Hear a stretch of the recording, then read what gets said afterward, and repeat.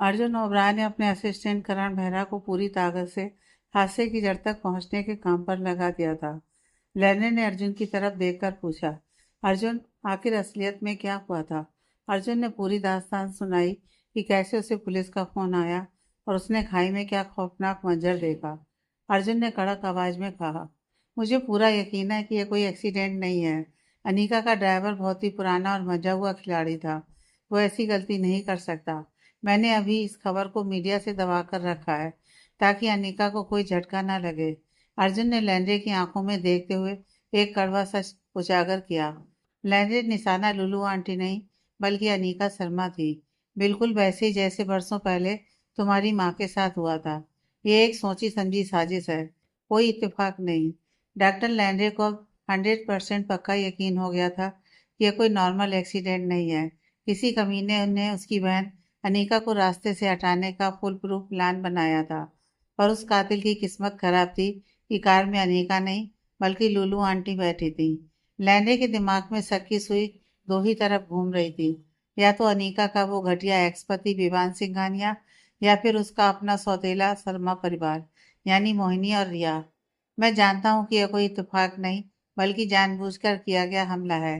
किसी ने मेरी मंगेतर पर हाथ डालने की जुर्रत की है और मैं बहुत जल्द उस गुनाहगार को जमीन फाड़ कर भी ढूंढ निकालूंगा।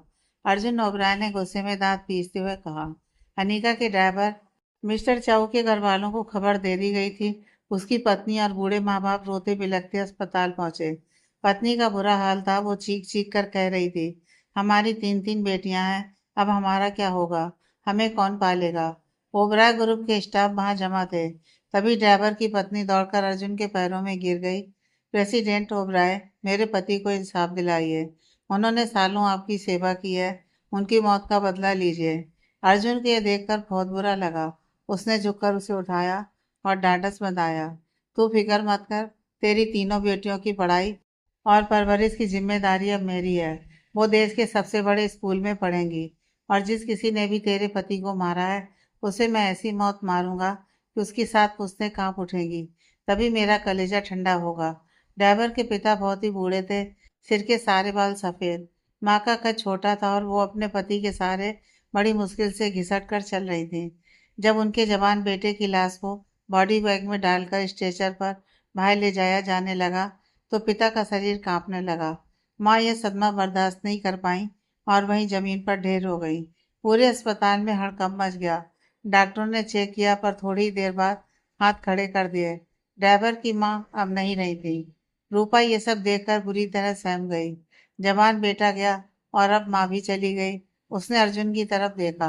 अर्जुन की आंखें सोने में देख रही थीं और उनमें एक अजीब सी बर्फीली ठंडक थी। अर्जुन को लग रहा था कि यह सब उसकी नाक के नीचे हो गया। अनीका की मोहब्बत ने उसे थोड़ा नरम बना दिया था, पर आज उसने तय कर लिया कि वो अपने पुराने खूंखार रूप में वापस लौटेगा। उसने फोन निकाला और करण मेहरा को फोन घुमाया। करण, आज सूरज ढलने से पहले वो ट्रक ड्राइवर मेरे सामने होना चाहिए, चाहे जो मर्जी करना पड़े। अर्जुन रूपा को लेकर एक प्राइवेट लाउंज में आ गया। लैंड्रे को बोलो यहाँ आए, अर्जुन ने कहा। लैंड्रे जब पहुंचा तो उसने एक और मनहूस खबर दी।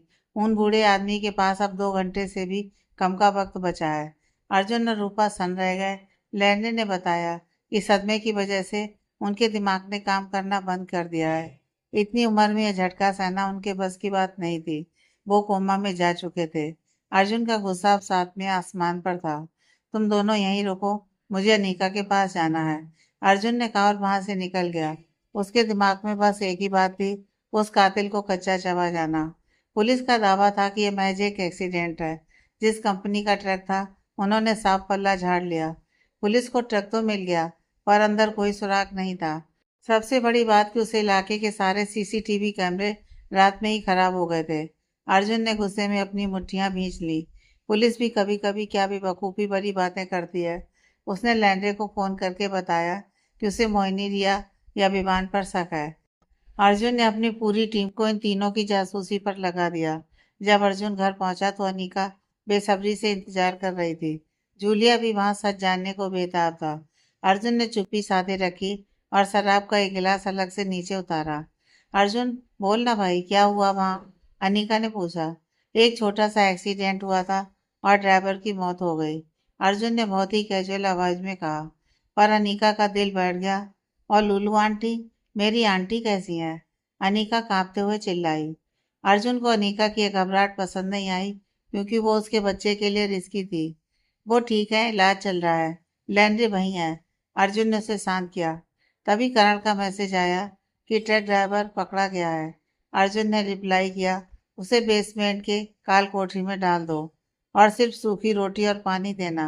अनीका फूट फूट कर रोने लगी। मेरी प्यारी आंटी, उनके साथ ऐसा क्यों हुआ? उधर शर्मा ग्रुप के बंगले में मोहिनी अपनी बेटी रिया के चिल्लाने पर हैरान थी। तू इतना क्यों चीख रही है रिया? जो हुआ सो हुआ। माँ, ये बहुत बड़ी गलती है। आपने अपने स्वार्थ के लिए जान ले ली। पहले आपने यशोदा आंटी को मारा और अब अनीका का भी खून कर दिया। आप बहुत ही बुरी इंसान हो और मुझे आपसे नफरत है। रिया बुरी तरह टूट चुकी थी। रिया ने अपनी माँ की आंखों में देखते हुए अपना अंतिम फैसला सुनाया। माँ, आप समझ रही हैं कि आपने अनीका को मार दिया और आपने अपनी बेटी को भी हमेशा के लिए खो दिया है। मैं अब इस पाप के घर में एक पल भी नहीं रहूंगी। मैं अभी के अभी जा रही हूँ और सब सच अर्जुन ओबराय को बता दूंगी। आप अपनी जेल की तैयारी कर लो। मैं शर्मा ग्रुप का ये बिजनेस कभी स्वीकार नहीं करूंगी। अगर इसे हासिल करने के लिए आपने मेरी बहन का कत्ल किया है, अनीका का जो भी हक है, मैं उसे हाथ तक नहीं लगाऊंगी। उस पर सिर्फ उसके बेटों, लव और उसका हक है।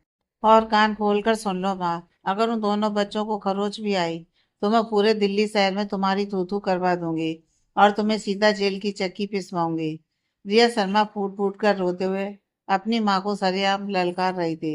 रिया को अपनी आंखों पर यकीन नहीं हो रहा था कि उसकी सगी माँ इतनी नीच हरकत कर सकती है। आखिर अनीका ने उनका बिगाड़ा ही क्या था?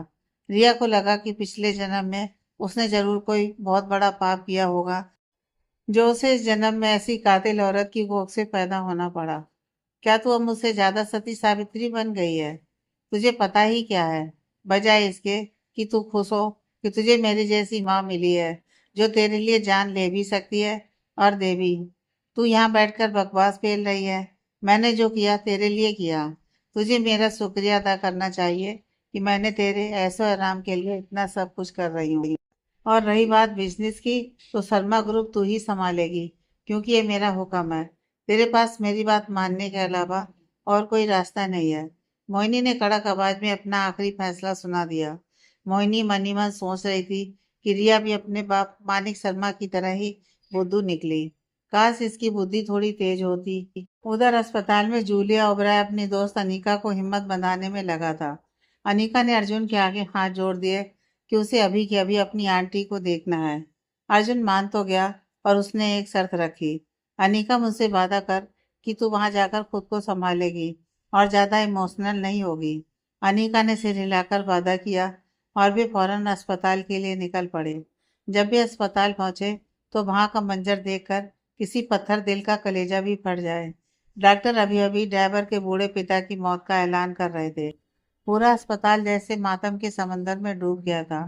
जिसने भी उस बदनसीब परिवार की कहानी सुनी कि कैसे एक ही दिन में जवान बेटा और उसके माँ बाप उजड़ गए, उसकी आंखों में आंसू आ गए। दिल्ली के उस अस्पताल के गलियारे में हर तरफ सिसकियां गूंज रही थी। अर्जुन ने गहरी सांस ली और गम में अपना सिर झुका लिया। उसे पता था कि ये मासूम लोग अनीका की जगह अपनी जान गंवा बैठे हैं। अगर आज अनीका उस कार में होती तो वो भी इसी तरह। इस ख्याल से ही अर्जुन की रूह कांप गई। अनीका भी ये सुनकर बुरी तरह टूट गई कि उसके ड्राइवर के पीछे पीछे उसके बूढ़े माँ पिता भी इस दुनिया से कूच कर गए। डॉक्टर लैंड्री और रूपा उन्हें लेने बाहर आए। जब से लुलू आंटी को आईसीयू में ले जाया गया था, तब से अर्जुन पहली बार लैंड्री के साथ वार्ड के अंदर गया। वहां आंटी की हालत देखकर अनीका के तो जैसे प्राण ही सूख गए। वो लगभग बेहोश होने वाली थी। उसने देखा कि आंटी के चेहरे पर ऑक्सीजन मास्क लगा है और शरीर मशीनों और ड्रिप्स के जाल में फंसा है। आंटी, मेरी लूलू आंटी! अनीका जोर जोर से रोने लगी। अर्जुन ने फौरन उसका हाथ पकड़ा और उसे खींचकर बार से बाहर अपने प्राइवेट लाउंज में ले आया। प्लीज जान, खुद को और अपने बच्चे को तकलीफ मत पहुंचाओ। आंटी ठीक हो जाएंगी। तूने वादा किया था कि तू मजबूत बनेगी और अब तू अपनी बात से पलट रही है। अर्जुन उसे पुचकारते हुए चुप कराने लगा, लैंडे और रूपा भी लाउंज में आ गए। लैंडे खामोशी से अपनी जुड़वा बहन को देख रहा था। वो सोच रहा था कि अगर अनीका ने आंटी को उस वक्त देखा होता जब डॉक्टर ने उन्हें डेड घोषित कर दिया था, तो वो शायद अब तक सदमे में ही खत्म हो चुकी होती। अर्जुन, तुम्हें मुझसे वादा करना होगा कि तुम उस कमीने को नहीं छोड़ोगे जिसने मेरी आंटी की हालत की है। मेरे ड्राइवर और उसके परिवार के साथ जो हुआ, उसके लिए तुम्हें इंसाफ करना ही होगा। वादा करो अर्जुन। अनीका ने अर्जुन का कॉलर पकड़कर उसे झकझोरा। अर्जुन ने बड़े प्यार से उसके आंसू पोंछे और उसके बालों को सहलाते हुए बोला, मुझे तुझसे वादा करने की जरूरत नहीं है मेरी जान। अर्जुन रुका और उसकी आंखों में आंखें डालकर बोला, क्योंकि वो गुनाहगार पहले से ही मेरी कैद में है। क्या तुमने उसे पकड़ भी लिया? अनीका की आंखों में अचानक बिजली सी चमकी और उसके चेहरे पर एक सुकून वाली मुस्कान खिली। अर्जुन ने मुस्कुराकर हाँ में सिर हिलाया। अनीका इतनी खुश हुई कि उसने अर्जुन के गले में हाथ डाल दिए और सबके सामने ऐलान कर दिया, I love you Arjun. Arjun ने भी जवाब दिया, I love you more. Anika सब कुछ भूल गई, यहाँ तक कि ये भी कि उसका भाई लैंडे, उसकी सहेली रूपा वहीं खड़े हैं। उसने अर्जुन को चूमना शुरू कर दिया और अर्जुन भी उस पल की गहराई में खो गया। लैंडे ने शर्म के मारे अपनी नजर दूसरी तरफ घुमा ली और रूपा का हाथ पकड़कर कमरे से बाहर आ गया ताकि उन दोनों को थोड़ा प्राइवेट टाइम मिल सके। मेरा भी मन कुछ ऐसा ही करने का हो रहा है, लैंडे ने रूपा को मजाक में तिरछी नजरों से देखते हुए कहा। उसने सुझाव दिया कि अब उन्हें कुछ खा लेना चाहिए क्योंकि दोपहर बीत चुकी थी और अब तक किसी के पेट में अन्न का दाना भी नहीं गया था। लैंडे अब थोड़ा रिलैक्स था क्योंकि आंटी की हालत अब स्टेबल थी। वो बस दुआ कर रहा था कि आंटी जल्दी कोमा से बाहर आ जाएं। अनीका और अर्जुन की शादी में अब 4 दिन से भी कम वक्त बचा था।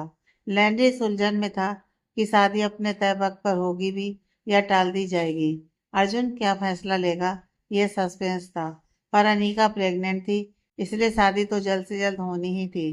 कार में बैठते ही लैंडे ने रूपा को कसकर गले लगाया और उसे किस किया, पर फिर भी उसके चेहरे पर उदासी का साया था। क्या तुम फिर से किसी बात को लेकर परेशान हो? रूपा ने पूछा।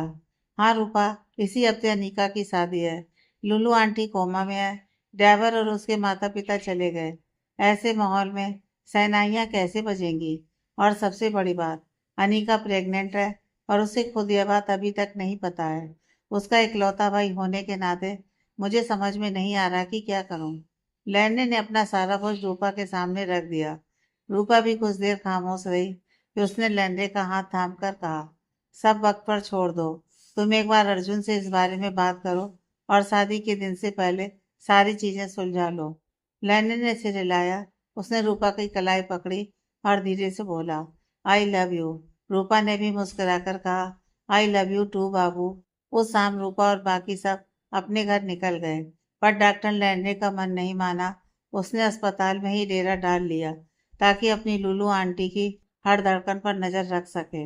वो अर्जुन के वीआईपी लॉन्ज में किसी खास मेहमान की तरह टिका हुआ था और रह रहकर आंटी की दवाइयों की खुद चेकिंग कर रहा था। लैंडे ने दिल्ली के सिटी हॉस्पिटल में फोन खड़काकर साफ कह दिया कि वो कुछ दिन ड्यूटी पर नहीं आएगा। बंदा काम का पक्का था, कभी फालतू की छुट्टी नहीं लेता था। इसलिए अस्पताल वालों ने भी हंसते हंसते उसे 2 हफ्ते की मौज दे दी। रात के सन्नाटे में अर्जुन ओबराय का फोन आया। अर्जुन ने सीधा और साफ लफ्जों में बताया कि अनीका की वो नागिन सौतेली माँ मोहिनी ने ही उस भाड़े के टट्टू को अनीका का काम तमाम करने भेजा था। अर्जुन का पारा सातवें आसमान पर था। उसने कसम खा ली थी कि वो उस कातिल को कल का सूरज नहीं देखने देगा। लैंडे बोला, अर्जुन भाई मेरा इंतजार करना, मैं भी आ रहा हूँ। मुझे उस दरिंदे की आंखों में देखना है कि क्या यह वही शैतान है जिसने मेरी माँ यशोदा का खून किया था। लैंडे अब ओबराय निवास पहुंचा। तब तक अनीता गहरी नींद में थी। अर्जुन और लैंडे दबे पांव घर के बेसमेंट की तरफ बढ़े, जहां एलेक्सी को लोहे की रस्सियों से बांधकर लटकाया गया था। एलेक्स की हालत खस्ता थी, वो बुरी तरह टूट चुका था। उसे समझ में नहीं आ रहा था कि इन रईसजादों ने उसे पाताल से कैसे ढूंढ निकाला। उसने तो कोई सुराग भी नहीं छोड़ा था। क्या मोहिनी का पत्ता कट गया था या ये लोग उसे किसी नए कांड की सुपारी देने वाले थे? उसका दिमाग का दही हो रहा था। इसे खोलो और नीचे पटको, अर्जुन ने कड़क आवाज में हुक्म दिया। बॉडीगार्ड्स ने जैसे ही रस्सियां ढीली की, एलेक्स धब से ठंडे फर्श पर गिरा। अर्जुन ने उसे नफरत भरी नजरों से ऊपर से नीचे तक नापा। एलेक्स जवान तो नहीं था, पर चंद रुपयों के लिए उसने अपना ईमान बेच दिया था। सिगरेट पी पी कर होंठ कोयला हो गए थे और पसलियां ऐसी कि गिनी जा सके। झुर्रियों से भरा चेहरा और धसी हुई आंखें उसे देखकर ही घिन आ रही थी। लैंडे का खून खौल रहा था कि जो बाहर से इतना बदसूरत है, वो अंदर से कितना बड़ा कसाई होगा। बॉडीगार्ड्स ने एलेक्स के हाथ पांव बांधकर उसे फर्श पर टिका दिया। अर्जुन और लैंडे सामने कुर्सी पर ठाड़ से बैठ गए। तुम लोग चाहते क्या हो? मुझे यहाँ मुजरिम की तरह क्यों लटका रखा है? एलेक्स पागलों की तरह भड़का। अर्जुन ने उसकी बात को घास तक नहीं डाली। उसने बस ठंडे अंदाज में अपने आदमियों को बोला, जरा प्लास निकालो और इसके सामने का एक दांत जड़ से उखाड़ दो। यह सुनते ही एलेक्स की सिट्टी पिट्टी गुम हो गई। नहीं, ये क्या गुंडागर्दी है? वो चीखा। पर ओबराय खानदान के वारिस के सामने उसकी कौन सुनता। पलों में बेसमेंट एलेक्स की दर्दनाक चीखों से थर्रा उठा। 10 मिनट में वो पसीने से नहा गया और दर्द से तड़पने लगा। एक छोटी सी ट्रे में उसका खून से सना दांत सजाकर उसके सामने रख दिया गया। तुझे बोलने का हक तभी है जब मैं सवाल करूं। अगर जवाब देने में इफ बट किया तो एक एक करके तेरे सारे 32 दांत ऐसे ही उखाड़ दूंगा। अर्जुन ने सिगरेट सुलगाकर उसका धुआं एलेक्स के मुंह पर छोड़ते हुए कहा। एलेक्स चुप रहा और उसकी आंखों में अभी वही पुराना हनक थी। उसने सोचा, अगर यहाँ से बच निकला तो देख लेगा। अर्जुन को नखरे पसंद नहीं थे। उसने फिर इशारा किया, इसके 2 दांत और निकालो और इस बार छेनी का इस्तेमाल करना, मसूड़ों की जड़ तक खोद देना। नहीं, मैं सब बोलूंगा। खुदा के वास्ते रहम करो। एलेक्स बुरी तरह गिड़गिड़ाने लगा। उसे समझ आ गया कि ये लोग उससे भी बड़े जल्लाद हैं। लैनी ने तंज कसा। लगता है ये बंदा अपनी मौत के दर्शन किए बिना नहीं मानेगा। मेरा नाम एलेक्स सी है। मैं मोहिनी के लिए सुपारी लेता हूँ, वरना मेरा असली धंधा नशे का है। एलेक्स ने डर के मारे उल्टी कर दी। आज तूने एक ट्रक से लैम्बोर्गिनी को खाई में धकेला, क्यों किया तूने ऐसा? अर्जुन ने उसकी आंखों में आंखें गड़ाकर पूछा। मुझे मुझे इसके पैसे मिले थे। मुझे उस कार वाली औरत को निपटाना था। मैं असली कातिल नहीं हूँ भाई, मुझे तो बस काम मिला था। एलेक्स ने अपनी सफाई पेश की। अर्जुन जोर से हंसा, ऐसी हंसी जिसे मौत का एहसास हो। किसने दी थी तुझे सुपारी? अर्जुन ने अचानक अपनी हंसी रोकी। श्रीमती मोहिनी ने। उसने कहा था अनिका शर्मा को रास्ते से हटाना। मैंने बस पैसे की लालच में ये किया। प्लीज मुझे मत मारो। अर्जुन की आंखें गुस्से से लाल हो गईं। तुझे अपनी जान की पड़ी है। तूने चंद रुपयों के लिए आज एक पूरा परिवार उजाड़ दिया। एक जवान ड्राइवर और उसके बूढ़े माँ बाप एक ही दिन में खत्म हो गए। मेरी लूलू आंटी अभी मौत और जिंदगी के बीच लटकी हैं, और तू चाहता है मैं तुझे छोड़ दूं? अर्जुन ने आगे कहा, खून का बदला खून एलेक्स। मैं तुझे कभी नहीं छोड़ूंगा। जिस अनिका को तू मारने चला था वो मेरी होने वाली बीवी है। पर तेरी फूटी किस्मत देख, कार में वो नहीं बल्कि उसकी आंटी थी। तूने जो किया है अब उसकी कीमत तुझे चुकानी पड़ेगी। तभी लैंडी आगे बढ़ा और एलेक्स का कॉलर पकड़कर उसे झकझोरते हुए पूछा, क्या बरसों पहले श्रीमती यशोदा को भी तूने अपनी गाड़ी से कुचला था? एलेक्स ने कोई बहाना नहीं बनाया। उसने धीरे से अपनी गर्दन झुका ली और दमी आवाज में हाँ कह दिया। तू वही दरिंदा है ना जिसने मेरी माँ यशोदा को अपनी गाड़ी से कुचला था और उनकी जान ली थी। और अब तेरी हिम्मत इतनी बढ़ गई कि तूने उनकी बेटी का भी सौदा कर लिया। क्या तुझे इतना भी नहीं पता था कि अनिका शर्मा उसी यशोदा की बेटी है जिसका तूने बरसों पहले कत्ल किया था? डॉक्टर लैंड्रे की आवाज बेसमेंट की दीवारों को चीरती हुई गूंजी। उसकी आवाज भारी थी और उसमें बरसों का जमा हुआ दर्द और नफरत साफ झलक रही थी। लैंड्रे की आंखों में जलती आग देखकर कोई भी कह सकता था कि आज वो उस कातिल को कच्चा चबाने के मूड में है। एलेक्सी ने जैसे ही लैंड्रे का चेहरा देखा, उसकी रही सही हिम्मत भी जवाब दे गई। उसने शर्म और खौफ के मारे अपनी गर्दन झुका ली। उसे अपनी मौत साफ नाचती हुई दिख रही थी। मुझे पता था, पर भाई साहब प्लीज मुझे माफ कर दो। लालच ने मेरा जमीर मार दिया था। मैं चंद रुपयों के लिए कुछ भी कर सकता हूँ। एलेक्स गीदड़ की तरह गिड़गिड़ाने लगा। उसने एक बार लैंड्रे की तरफ देखा और फिर नजर नीची कर ली। उसे समझ आ गया था कि उसकी किस्मत अब इन 2 ताकतवर शेरों के पंजों में है। वो अपनी हरकतों से साक्षात शैतान था और अब बस यही भीख मांग रहा था कि काश के लोग थोड़े नरम दिल वाले निकले और उसे जिंदा छोड़ दें। मैं तुझे वहीं पार्सल कर रहा हूँ जहाँ तूने मेरी माँ को भेजा था। मैं अनीका का सगा भाई और यशोदा का बेटा हूँ। तूने मेरी माँ को हमसे छीना और अब मेरी बहन के पीछे हाथ धोकर पड़ा था, और तू सोच रहा है कि मैं तुझे जिंदा जाने दूंगा। लहरे की धार से पूरा बेसमेंट कांप उठा। अर्जुन ओबराय का गुस्सा अब उस मुकाम पर था जहां से वापसी मुमकिन नहीं थी। उसने अपने खूंखार बॉडीगार्ड्स की तरफ देखा और ऐसा हुक्म दिया जिसे सुनकर किसी की भी रूह कांप जाए। एलेक्सी को समझ आ गया कि उसका खेल अब ओवर हो चुका है। उसके पापों का घड़ा भर गया है और अब वो किसी कसाई के हत्थे चढ़े मुर्गी की तरह तड़प तड़प कर मरने वाला है। उसने फिर से रहम की भीख मांगी, पर अर्जुन ने मुड़कर भी नहीं देखा। अर्जुन और लैंडे बिना पलटे शांति से बाहर निकल गए। थैंक यू अर्जुन, लैंडे ने भारी मन से कहा। अर्जुन की पावर और दिमाग के बिना एलेक्स को पकड़ना और उसे नरक पहुंचाना नामुमकिन था। अर्जुन ने लैंडे को बताया कि उसके और अनीका ने फिलहाल शादी आगे टालने का फैसला किया है, क्योंकि लुलू आंटी अस्पताल में है और ड्राइवर का पूरा परिवार उजड़ गया है। ऐसे में जश्न मनाना उन्हें ठीक नहीं लग रहा था। तो फिर तुम शादी कब कर रहे हो? लैंडे ने फिक्र जताते हुए पूछा। अर्जुन ने कहा कि अभी कुछ फिक्स नहीं है, जब तक माहौल शांत नहीं हो जाता। अर्जुन, एक भाई के नाते मेरी बात सुन। मैं चाहता हूँ कि तुम शादी करो, भले ही वो एकदम सादगी से हो, सिर्फ घर वाले और खास लोग हों, पर शादी कर लो। अनीका प्रेग्नेंट है। तुम्हारे पहले दो बच्चे शादी से पहले ही इस दुनिया में आ गए थे। मैं नहीं चाहता कि इस बार भी दुनिया वाले बातें बनाए या पेट दिखने लगे तब तुम फेरे लो। मेरी बहन ने एक इज्जतदार विदाई डिजर्व करती है। भाई, लैंडे ने अपनी चिंता अर्जुन के सामने रख दी। लैंडे, मैं उसे अपनी बेगम बनाने के लिए तुझसे ज्यादा बेताब हूँ, पर भाई अभी जो कुछ हुआ उसके बाद ढोल नगाड़े बजाना, ऐसा लगेगा जैसे हमें मरने वालों का कोई दुख नहीं है।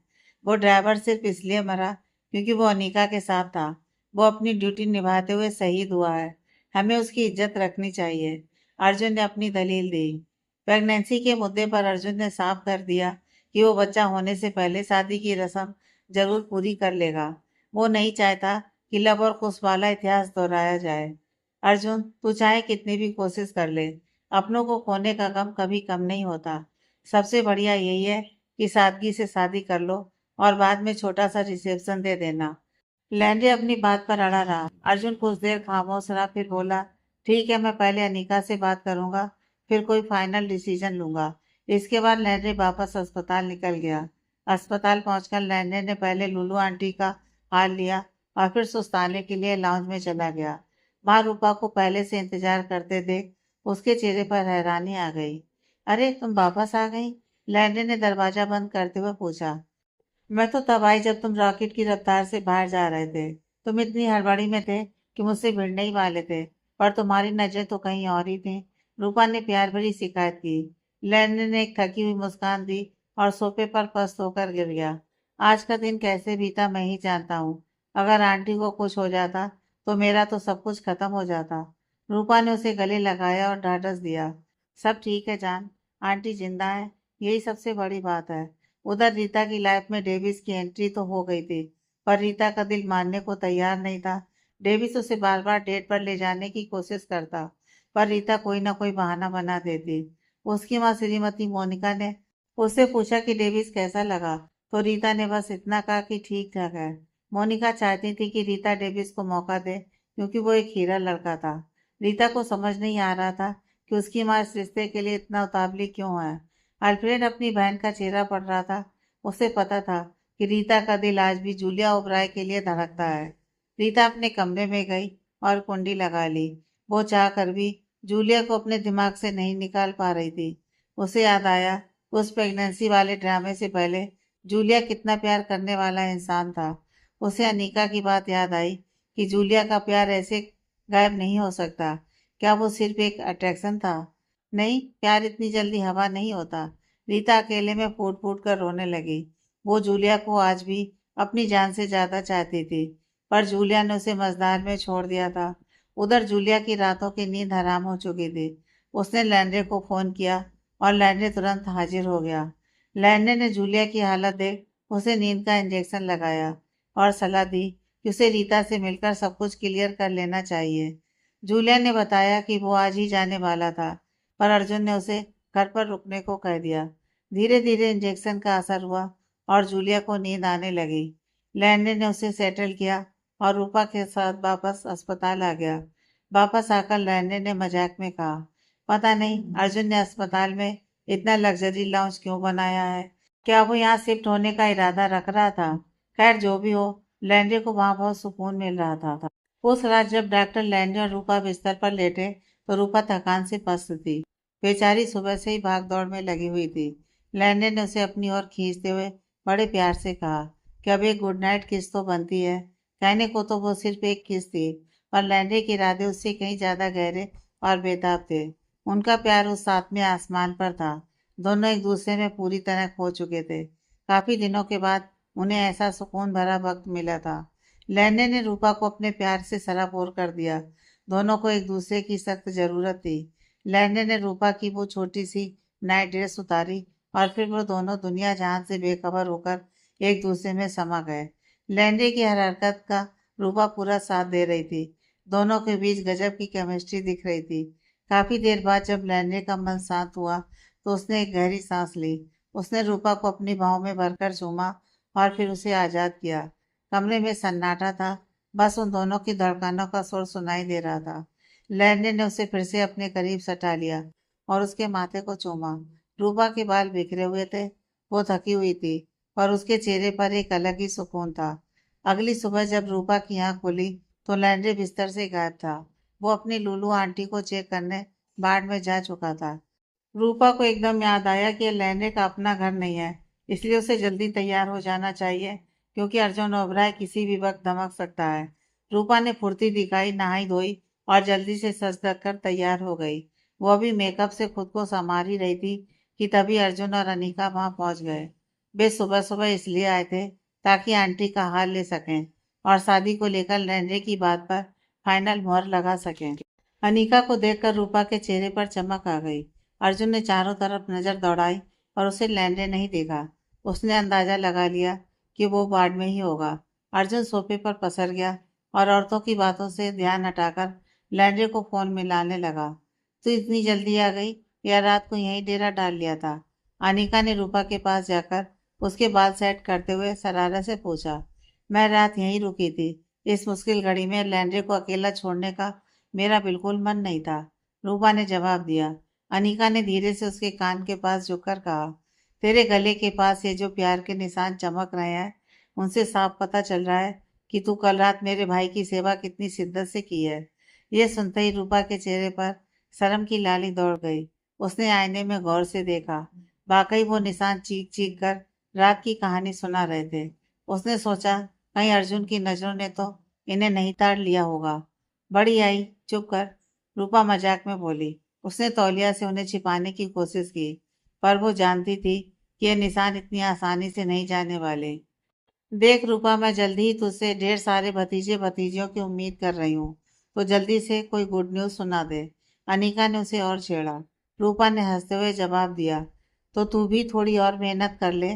तभी लैंडे कमरे में दाखिल हुआ। दोनों सहेलियां पागलों की तरह हंसने लगी।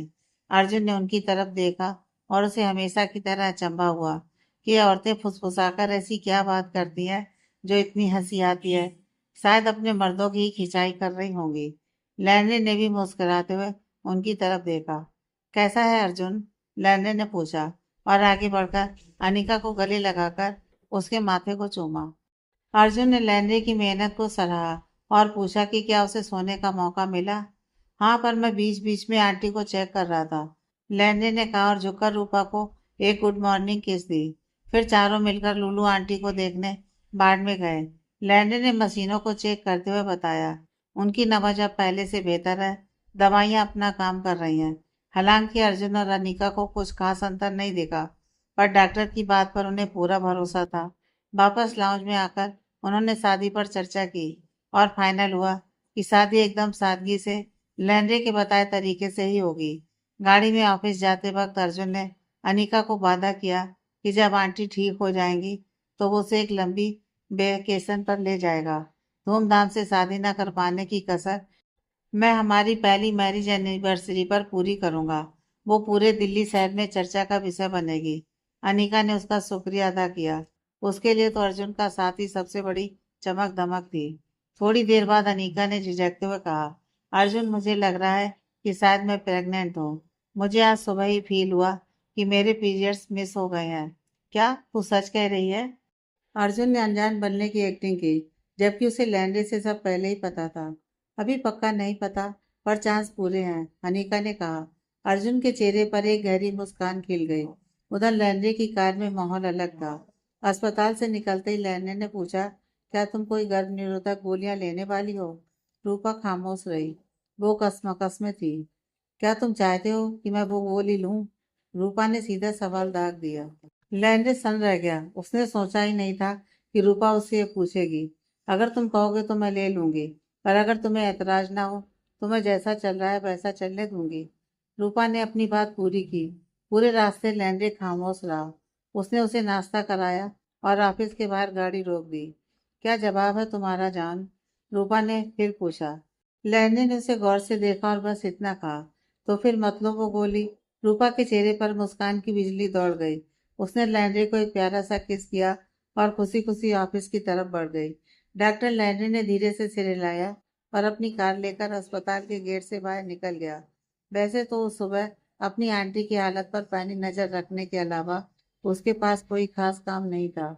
उसने सोचा कि दोबारा अस्पताल के चक्कर काटने से पहले क्यों ना अपने अपार्टमेंट का चक्कर लगा लिया जाए और वहाँ के स्टाफ और नौकरों से हालचाल पूछ लिया जाए।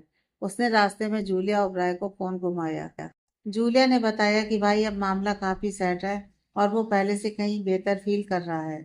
वो एकदम सही टाइम पर सोकर उठा था, जिसे देखकर लग रहा है कि उसकी नींद न आने वाली बीमारी अब जल्दी बोरिया बिस्तर समेट लेगी। एक डॉक्टर होने के नाते लैंडे के चेहरे पर चमक आ गई। आखिर हर डॉक्टर को तब अल्टीमेट सुकून मिलता है जब उसका मरीज दवाइयों पर सही रिस्पॉन्स दे। लैंडे ने जूलिया को पक्की हिदायत दी कि अगर शरीर में जरा भी कुछ अतरंगी महसूस हो तो तुरंत फोन खड़का दे। फिलहाल तो ऐसा लग रहा था कि जूलिया पर दवाइयों का कोई उल्टा असर नहीं हो रहा है। दिन चढ़ने के साथ ही श्रीमती कर्णा ओबराय का अनिका के पास फोन आया। उन्होंने कहा, बेटा आज वेटिंग डेज फाइनल करने चलना है। क्या तू ऑफिस से थोड़ा टाइम निकाल पाएगी? अनिका को यह सुनकर थोड़ा अचंभा हुआ कि क्या उसे वाकई सासू माँ से मिलने जाना पड़ेगा। आखिर उसने अपने नाम पहले ही डिजाइनर को भेज दिए थे, जो उसकी ड्रेस पर हाथ साफ कर रहा था। फिर भी बड़ों का मान रखते हुए वो मान गई। वो अर्जुन ओबराय के केबिन में गई और उससे बताया कि वो उसकी माँ से मिलने ओबराय निवास जा रही है। अर्जुन ने दो टूक कह दिया कि मैडम, आप अकेले कहीं नहीं जाएंगी, साथ में बॉडीगार्ड्स की पूरी फौज रहेगी। भले ही वो खूंखार दरिंदा एलेक्स सी काल कोठरी में सड़ रहा था, पर अर्जुन अब जरा भी चांस लेने के मूड में नहीं था। अनीका निकलने ही वाली थी कि अर्जुन बोला, रुक, मैं भी साथ चल रहा हूँ। वो दोनों कार में बैठे और अर्जुन ने ड्राइवर को सीधा अस्पताल चलने का हुक्म दिया। जब भी अस्पताल पहुंचे तो अर्जुन ने अनीका से कहा, चलो एक बार प्रेगनेंसी टेस्ट करा ही लेते हैं।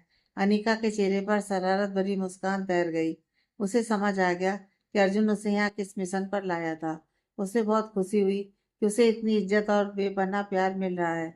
वो प्रेसिडेंट ओबराय की मंगेतर थी और अस्पताल के स्टाफ को भी अब भनक लग चुकी थी। ये जोड़ी जल्दी फेरे लेने वाली है। वो इस आलीशान खानदान की बड़ी बहू बनने की दहलीज पर खड़ी थी।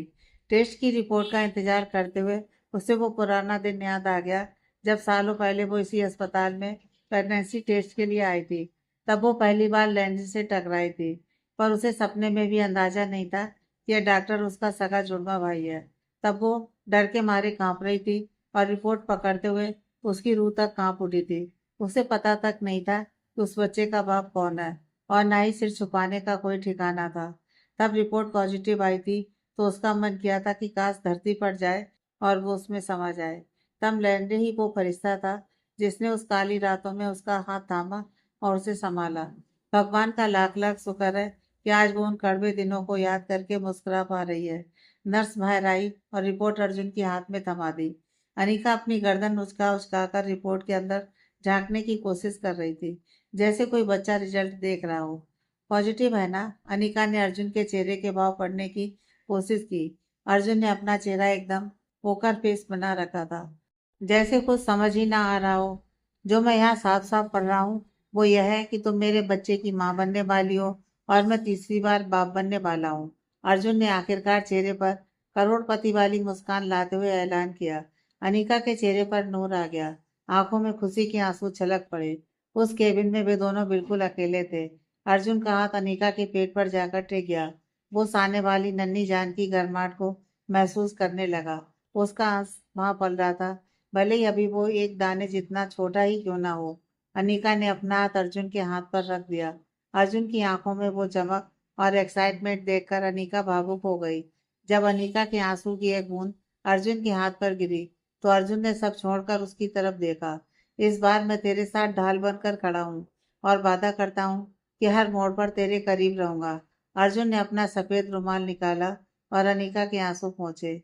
जब वे ऑफिस से बाहर निकले तो उनकी मुलाकात फिर से लैंड्रे से हुई। वो उन्हें दोबारा अस्पताल में देखकर चौंक गया। लैंड्रे, गैस कर क्या हुआ? मैं प्रेग्नेंट हूँ, अनीका ने चहकते हुए धमाका किया। उसके चेहरे की रौनक पहली प्रेगनेंसी से बिल्कुल जुदा थी। वो गर्व से अर्जुन का हाथ थामे हुए थी। बधाई हो बहना, सच में मैं तुम्हारे लिए बहुत खुश हूँ। लैंडे ने अर्जुन से हाथ मिलाया और मुबारकबाद दी। आंटी का क्या हाल है? अनीका ने फिर पूछा। वो जबरदस्त रिकवरी कर रही हैं। 2-4 दिनों में आंखें खोल देंगी, लैंडे ने बताया। जब लैंडे मुस्कुराया तो अनीका को उसमें अपने पिता मानिक शर्मा की झलक दिखी। आई लव यू भाई। अनीका ने लैंडे को गले लगा लिया। लैंडे भी भावुक हो गया। शुक्र है मालिका कि मैंने इस जिंदगी में तुम्हें नहीं खोया। जाते जाते अनीका ने उसे समझाया कि अब घर जाकर पैर फैलाकर आराम कर। यहाँ के डॉक्टर काफी काबिल हैं। और लैंडे भी हार मान गया। अब दोनों प्रेमी ओबराय निवास की तरफ बढ़ रहे थे। कार की पिछली सीट पर अर्जुन ने अनीका का सिर अपने सीने से लगा लिया। अनीका, मैंने मम डैड को बता दिया है कि एक्सीडेंट की वजह से शादी एकदम सादगी से होगी। अगर किस्मत थोड़ी भी टेढ़ी होती तो आज तो भी आंटी की तरह अस्पताल में होती। इसलिए हम शादी को सादा रखेंगे और बस एक छोटा सा फैमिली डिनर होगा। अर्जुन ने आगे कहा। शायद इसलिए मम्मी तुझसे मिलना चाहती है। काश हालात ऐसे ना होते तो तू इससे कहीं ज्यादा ग्रैंड शादी डिजर्व करती है। मैं चाहता था कि पूरी दुनिया देखे कि तू अर्जुन की पत्नी है, पर हमें उस ड्राइवर की मौत का सम्मान करना होगा। हम उसके परिवार की मदद के लिए जरूर हाथ बढ़ाएंगे। उधर शर्मा विला में श्रीमती मोहिनी अपने कमरे में पागलों की तरह टहल रही थी। उसके माथे पर पसीना था और वो बार बार खुद से एक ही सवाल पूछ रही थी कि अब तक उसे अनीका के खत्म होने की खुशखबरी क्यों नहीं मिली। श्रीमती मोहिनी अपने आलीशान बंगले के बंद कमरे में पिंजरे की तरह कैद किसी भूखी शेरनी की तरह इधर उधर चक्कर काट रही थी। उसे लग रहा था कि जिस गुंडे एलेक्स सी को उसने सुपारी दी है, अगर उसने अपना काम प्रोफेशनल तरीके से किया होगा तो अब तक तो अनीका शर्मा की मौत की खबर दिल्ली के हर अखबार और न्यूज चैनल पर ब्रेकिंग न्यूज बन चुकी होती। मोहिनी ने तो शीशे के सामने खड़े होकर पूरी प्रैक्टिस भी कर ली थी कि सबके सामने सफेद साड़ी पहनकर कैसे मगरमच्छ के आंसू बहाने हैं और कैसे मातम का नाटक करना है। पर साला ये सन्नाटा उसे काट खाने को दौड़ रहा था। पूरे 24 घंटे से ऊपर का टाइम हो चुका था जब एलेक्स ने उसे फोन पर फुसफुसाकर कहा था कि काम तमाम हो गया है। मोहिनी को अब अपने फैसले पर शक होने लगा था। उसे लगा कि उसने अनीका की लाश देखे बिना ही पैसे ट्रांसफर करके बड़ी भारी चपत खा ली है। उसके दिमाग में बार बार एक ही ख्याल आ रहा था कि कहीं उस 2 कौड़ी के बदमाश ने मुझे चूना तो नहीं लगा दिया। नहीं, उसने तो उस खाई में गिरी हुई कार की फोटो भी भेजी थी। मोहिनी के सिर पर बस एक ही जुनून सवार था। अनीका को हर हाल में मिट्टी में मिलना ही होगा। उसे लगता था कि अनीका को इस दुनिया में सांस लेने का कोई हक नहीं है। उसने गुस्से में एलेक्स का नंबर घुमाया पर वहां से बस एक ही आवाज आई। जिस नंबर से आप संपर्क करना चाहते हैं वह स्विच ऑफ है। मोहिनी ने दांत पीसते हुए बुदबुदाया। कमीने, अगर तूने मेरे साथ गेम खेला है तो तुझे कुत्ते की मौत मारूंगी। उधर रिया शर्मा का हाल तो पूछो ही मत। वो अपने कमरे में खुद को कैद करके बैठी थी। पूरी रात रो रो कर उसकी आंखें ऐसी सूज गई थी जैसे किसी ने मुक्के मारे हों। उसे अपनी माँ की शक्ल से भी घिन आने लगी थी। मोहिनी ने पहले तो उसका सौदा उस घटिया विवान सिंघानिया से कर दिया और अब वो अनीका के साथ भी वही खूनी खेल खेल रही थी जो उसने सालों पहले यशोदा आंटी के साथ खेला था। रिया बिस्तर पर पड़ी सोच रही थी कि कोई औरत इतनी पत्थर दिल कैसे हो सकती है। पहले सगी माँ को ठिकाने लगाओ और फिर उसकी बेटी के पीछे पड़ जाओ। ये तो निजता की सारी हदें पार करना हुआ। शायद इसलिए ऊपर वाले ने रिया को सजा दी कि विवान के साथ 4 साल रहने के बाद भी उसे कोई औलाद नहीं हुई। रिया ने अपने मन में पत्थर रख लिया था कि वो अब कभी घर नहीं बसाएगी और इसी जहरीली औरत के साय में अपनी बाकी की जिंदगी काट देगी। दोपहर का वक्त था। जूलिया ओबराय के दिल में फिर से रीता के लिए हूक उठी। उसे लगा कि शायद एक आखिरी कोशिश काम कर जाए और रीता उसे अपनी बात कहने का मौका दे दे। वो अपनी चमचमाती गाड़ी लेकर सीधा रीता के ऑफिस की पार्किंग में जा पहुंचा और खिड़की नीचे करके इंतजार करने लगा। जूलिया के पहुंचने के कुछ ही मिनटों बाद एक और गाड़ी उसके ठीक बगल में आकर खड़ी हुई और उसका ड्राइवर भी जैसे किसी का इंतजार करने लगा। तभी जूलिया ने देखा कि रीता ऑफिस की लिफ्ट से बाहर निकलकर पार्किंग की तरफ आ रही है। जूलिया का दिल जोर से धड़का। उसे लगा कि रीता शायद उसकी कार पहचान गई है और उसी के पास आ रही है।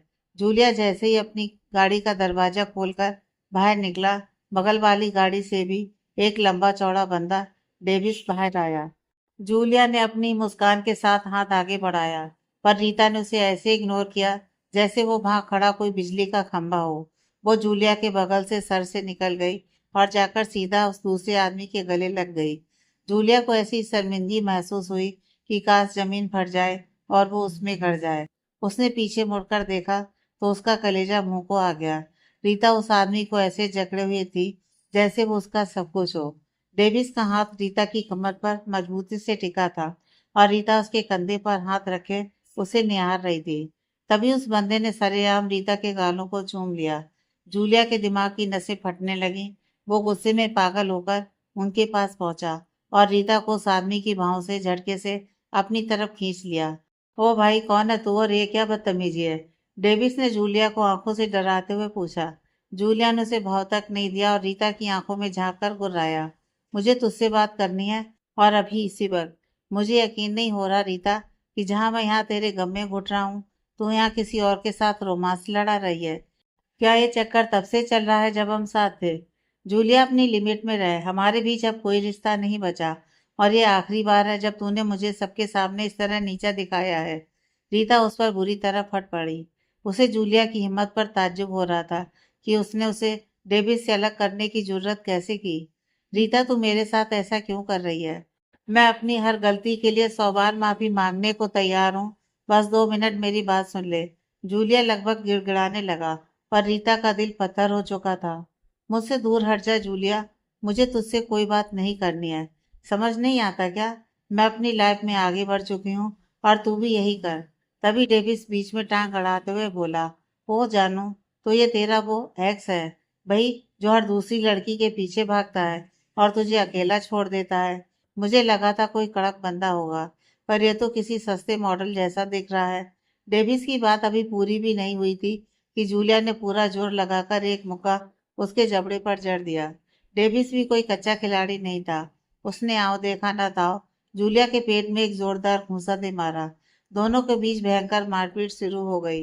रीता घबरा गई और उसने बीच बिचाव करने के लिए जूलिया के दोनों हाथ पीछे से पकड़ लिए ताकि वो लड़ ना सके। पर साला इसी चक्कर में डेविस को खुला मैदान मिल गया। उसने जूलिया के चेहरे पर ताबड़तोड़ मुक्के बरसा दिए। जूलिया का चेहरा सूज गया और उसके मुंह से खून की धार निकलने लगी। रीता को तब अपनी गलती का एहसास हुआ कि उसने जूलिया के हाथ पकड़कर उसे पिटने के लिए छोड़ दिया था। वो कांपने लगी। जूलिया ने खून थूका और वहां खड़े सिक्योरिटी गार्ड ने बड़ी मुश्किल से दोनों को अलग किया। जूलिया को उस वक्त जिस्म से ज्यादा अपनी रूह में दर्द महसूस हो रहा था। जूलिया, रीता के मुंह से अचानक उसका नाम निकला और वो उसका खून पोंछने के लिए आगे बढ़ी, पर डेविस ने उसे झटके से अपने पीछे खींच लिया। जूलिया की आंखों में नफरत की चमक साफ दिख रही थी। उसने जूलिया को देखा और कड़वाहट से बोला, तो तूने मुझे इसलिए पकड़ रखा था ताकि तेरा यह नया बॉयफ्रेंड मुझे जी भरकर कूट सके? मुझे अंदाजा नहीं था कि तू इतनी जल्दी किसी और की हो चुकी है। मेरा यहाँ आना और सब ठीक करने की सोचना ही मेरी जिंदगी की सबसे बड़ी बेवकूफ़ी थी। जूलिया ने एक आखिरी नफरत भरी नज़र डेविस और उसकी गाड़ी पर डाली, अपना सिर झटका और अपनी कार में बैठकर टायर घिसते हुए वहां से निकल गया। रीता की आंखों से आंसू रुकने का नाम नहीं ले रहे थे। वो जूलिया की जाती हुई कार को ऐसे देख रही थी जैसे उसकी जान जा रही हो। डेविस समझ गया कि रीता अभी उस ओबराय के ही नशे में चूर है। उसके दिल में डेविस के लिए सुई बराबर भी जगह नहीं थी। चल यहाँ से। डेविस ने रीता का हाथ पकड़कर अपनी कार की तरफ खींचना चाहा, पर रीता ने झटके से अपना हाथ छुड़ा लिया। तूने उसे मारा क्यों डेविस? तेरी हिम्मत कैसे हुई उस पर हाथ उठाने की? रीता उस पर बुरी तरह चीख पड़ी उसकी आंखों में अब डेविस के लिए सिर्फ और सिर्फ नफरत बची थी। डेविस के तो जैसे तोते उड़ गए। उसे अपने कानों पर यकीन नहीं हो रहा था कि जिस रीता के लिए उसने हाथ उठाया, भाई अब उसे विलन बना रही है। वो मन ही मन सोच रहा था कि भाई हद हो गई। क्या रीता ये चाहती थी कि कोई दूसरा मर्द उसके सामने हीरो बने और वो जेब में हाथ डालकर तमाशा देखता रहे? उसे अब ये समझ आ गया कि रीता की नजरों में उसके लिए कोई हरी झंडी नहीं है। वो बस अपना कीमती वक्त एक ऐसी दीवार पर सिर मारकर बर्बाद कर रहा था जो कभी टूटने वाली नहीं थी। पर रीता, तू खुद देखना, पहले उसने मुझ पर हाथ छोड़ा था। अगर मैंने अपनी जान बचाने के लिए पलटकर वार किया तो इसमें मेरी क्या गलती है? डेविस ने अपनी सफाई देते हुए बेचारा बनने की कोशिश की। तूने उसे उकसाया था डेविस। तेरी हिम्मत कैसे हुई उसे मेल प्रोस्टिट्यूट कहने की? अगर कोई तुझे सरेआम ऐसी गंदी गाली दे तो क्या तू उसे फूल चढ़ाएगा? और सबसे बड़ी बात, मैंने तुझसे अपने एक्स पति के बारे में कब ऐसी फालतू बातें की? तुझे किसने बताया कि वो हर लड़की के पीछे भागता है? ये कचरा तेरे दिमाग में किसने भरा? रीता का पारस हाथ में आसमान पर था और वो उसे कच्चा चबाने को तैयार थी। अब मेरी बात कान खोलकर सुन ले। आज के बाद मेरे आसपास भी मत फटकना। मैं तेरी शक्ल तक नहीं देखना चाहती।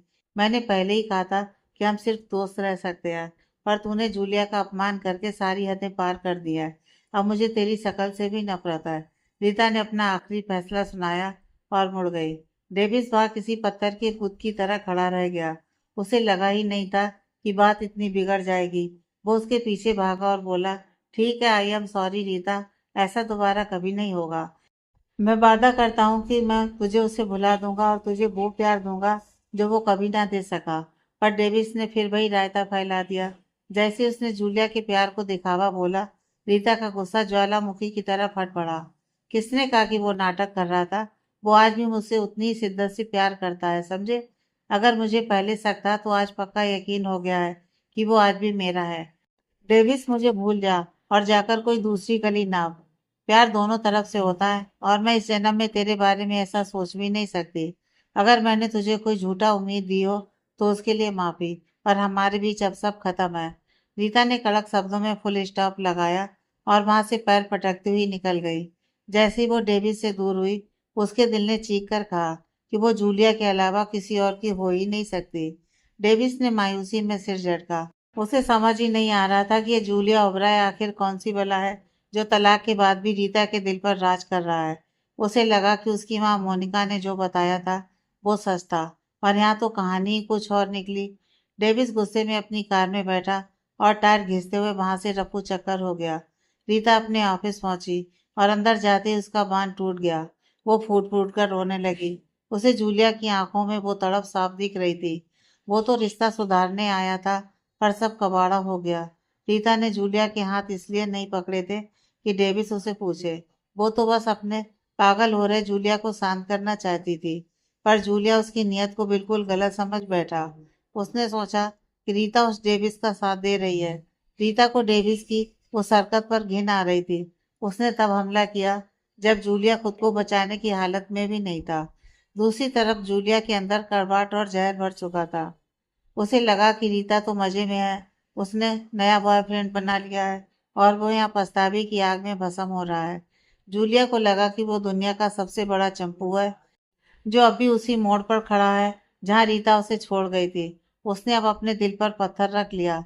उसने तय कर लिया कि अब उनके बीच सब दी एंड है। वो भी अब आगे बढ़ेगा। उसका जबड़ा बुरी तरह से दुख रहा था और मुंह से खून आ रहा था। वो उसे लंच पर ले जाने गया था, पर बदले में उसे सूजा हुआ चेहरा और बेपनाह दर्द मिला। उसे लगा कि शायद पुराने पापों का हिसाब आज चुकता हो गया है। जूलिया जब अस्पताल की तरफ भागा, ठीक उसी वक्त अर्जुन ओबराय और अनिका शर्मा ओबराय निवास की दहलीज पार कर रहे थे। जैसे ही वे अंदर आए, श्रीमती कर्णा ओबराय की तो बाँछें खिल गईं। उन्होंने अनिका को ऐसे गले लगाया जैसे बरसों की बिछड़ी बेटी मिल गई हो। अर्जुन को तो किसी ने पानी तक नहीं पूछा। वो खुद ही चुपचाप एक कुर्सी पर जाकर टिक गया। वो देख रहा था कि उसकी माँ कैसे अनीका पर लाल लुटा रही थी। नौकर आए और ठंडा ठंडा जूस परोसा गया। जब सब सिप ले रहे थे, तब करुणा जी को अपने बेटे की याद आई। अर्जुन बेटा, कैसे हो तुम? उन्होंने मुस्कुराते हुए पूछा। अर्जुन ने अपना सिर उठाया और ठाठ से हंसा। मम्मी, शुक्र है आपको याद तो आया कि कि मैं भी इसी घर का हिस्सा हूँ। मुझे तो लगा आपको सिर्फ अनीका ही देख रही है। अर्जुन ने मजाक में कहा। कुछ लोग दूसरों से ज्यादा खास होते हैं अर्जुन। अनीका मेरी बहू बनने वाली है और उस बेटी की कमी पूरी करेगी जिसके लिए मैं तरसती थी। ये मुझे वो पोती देगी जिसके लिए मेरी आंखें पथरा गई हैं। है ना अनीका? करुणा जी ने अनीका का हाथ थामकर पूछा। जी मम्मी, मैं आपको जल्दी एक प्यारी सी गुड़िया दूंगी, अनीका ने कहा और करुणा जी का हाथ पकड़कर बड़े प्यार से अपने पेट पर रख दिया। वो आपकी छुअन महसूस कर पाएगी मम्मी। अनीका सासू माँ को देखकर मुस्कुराई। करुणा और राय का दिल जोर से धड़का। उन्हें पक्का शक हो गया कि दाल में कुछ काला नहीं बल्कि पूरी दाल ही पक चुकी है। अनीका, क्या तू मेरी पोती के साथ पहले से ही प्रेग्नेंट है? करुणा और राय ने बड़ी हैरानी और बेपनाह खुशी के साथ चीख कर पूछा। पूरे कमरे में सन्नाटा छा गया। सब अनीका के जवाब का इंतजार करने लगे। आगे की कहानी नेक्स्ट पार्ट में है।